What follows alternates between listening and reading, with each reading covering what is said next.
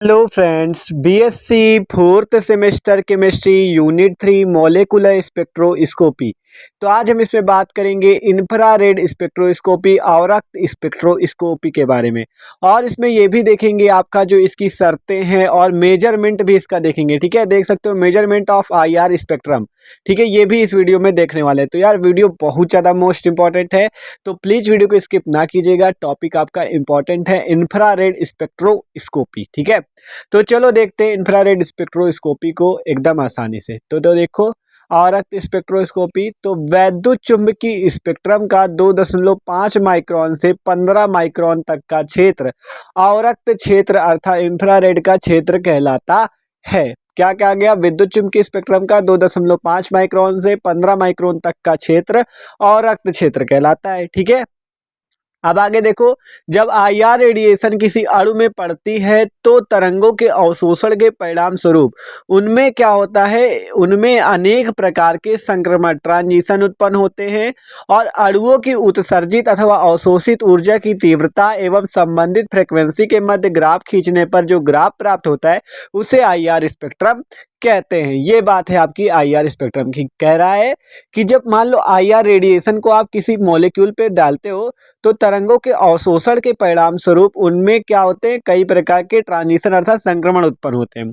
और जो उत्सर्जित अथवा अवशोषित ऊर्जा की तीव्रता होती है और आवृत्ति के मध्य का ग्राफ खींचो तो जो ग्राफ प्राप्त होता है उसे आईआर स्पेक्ट्रम कहते हैं। ठीक है, तो देखो आपसे क्या कहा गया, आपसे कहा गया वैद्युत चुंबकीय स्पेक्ट्रम में 2.5 माइक्रोन से 15 माइक्रोन तक का क्षेत्र किसका होता है, आवर्त क्षेत्र होता है, वो आपका इंफ्रारेड का क्षेत्र होता है। ठीक है, ये बात तो सिंपल है, इतनी आपको याद ही कर लेनी है। ठीक है, कि 2.5 से आपका 15 माइक्रोन तक का।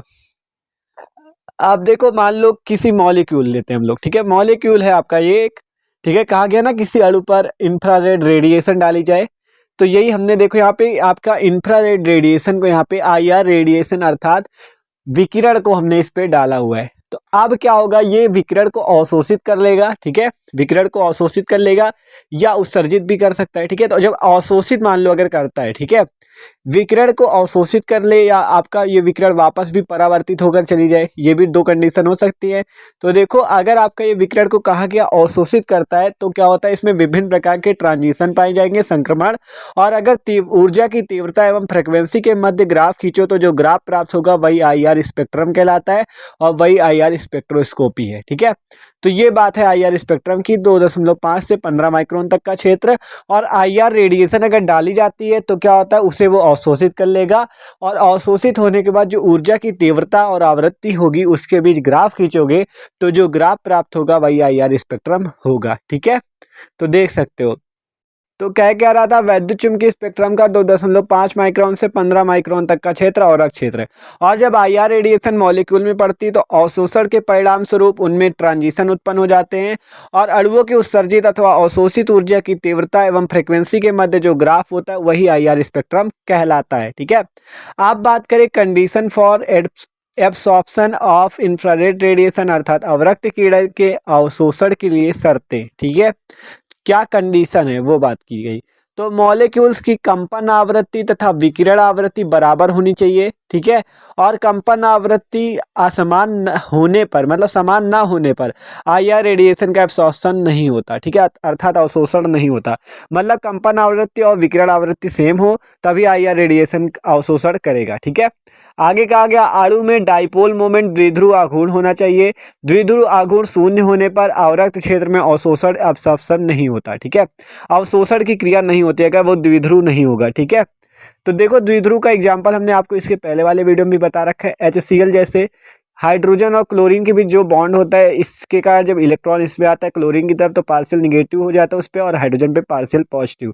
तो जो पार्शियल निगेटिव और पार्शियल पॉजिटिव का चिन्ह आया, इसी के कारण डाइपोल मोमेंट होता है, मतलब द्विध्रुव आघूर्ण की होता है ये। ठीक है, तो इसका अणु एक द्विध्रुव आघूर्ण है, तो जिस पर डाइपोल मोमेंट होगा, अणु में डाइपोल मोमेंट होना चाहिए और द्विध्रुव आघूर्ण शून्य होने पर यह आवर्त क्षेत्र में नहीं अवशोषण करता।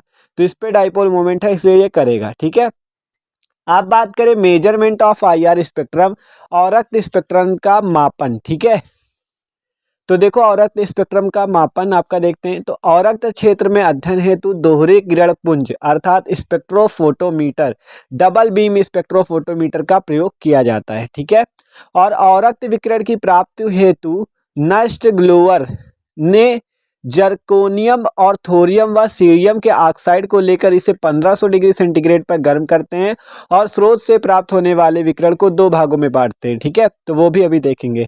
तो पहले आपका बनाते हैं हम लोग इसका पूरा जो मापन का चित्र है। ठीक है, चित्र को देख सकते हो, आपको बना लेते हैं। ठीक है, ये आपका पूरा मेजरमेंट ऑफ IR स्पेक्ट्रम का पूरा आप चित्र कह सकते हो। ठीक है, तो ये आपका डायग्राम बन चुका है पूरा। ठीक है, इस पे आपका सोर्स ऑफ रेडिएशन है, मतलब कि जो आपका विकिरण का जहाँ से स्रोत है, जहाँ से विकिरण आ रही है। ठीक है, फिर इसके बाद देख सकते हो आपका यहाँ पे बीम ऑफ अल्टरनेटर, फिर यहाँ पे रेफरेंस बीम, सैंपल सेल और ऊपर रेफरेंस सेल लगा हुआ है।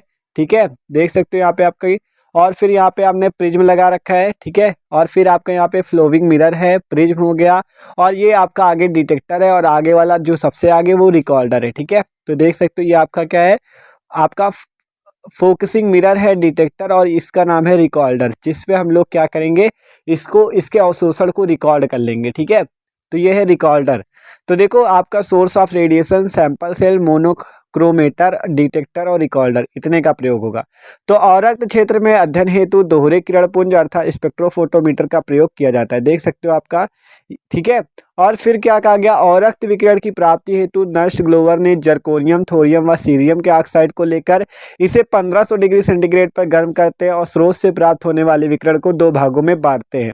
आप जब डिटेक्टर संदर्भ सेल व प्रतिदर्शी सेल से आने वाले प्रकाश की तीव्रता में अंतर करता है। ठीक है, तो आप देखो यही कहा गया कि प्राप्त हेतु नष्ट ग्लोवर ने इन धातुओं पे आपका क्या किया, इनके ऑक्साइड में 1500 डिग्री सेंटीग्रेड पर गर्म किया और विकिरण को दो भागों में बांटा। पहला डिटेक्टर संदर्भ सेल प्रतिदर्शी सेल से आने वाले, देख सकते हो आपका ये जो सैंपल सेल्स और रिफरेंस सेल लगे इसी से आने वाले। ठीक है, और देख सकते हो डिटेक्टर आपका जो लगा था, तो सैंपल सेल, रिफरेंस सेल और डिटेक्टर, इसी की बात हो रही है। तो सूचक संदर्भ सेल प्रतिदर्शी सेल से आने वाले प्रकाश की तीव्रता में अंतर करता है, पहला भाग। दूसरा, प्रतिदर्श द्वारा अवशोषित विकिरण की मात्रा यंत्र के द्वारा आलेख अर्थात सिग्नल के रूप में रिकॉर्डर में आपकी सेव हो जाती है। ठीक है, देख सकते हो अवशोषित विकिरण की मात्रा। ठीक है, विकिरण की मात्रा इसी रिकॉर्डर में आपकी आ जाती है। ठीक है, तो वही कहा गया, और प्रतिदर्श द्वारा अवशोषित विकिरण की मात्रा यंत्र के द्वारा आलेख के रूप में रिकॉर्ड में कर ली जाती है। ठीक है, रिकॉर्डर में रिकॉर्ड कर ली जाती है।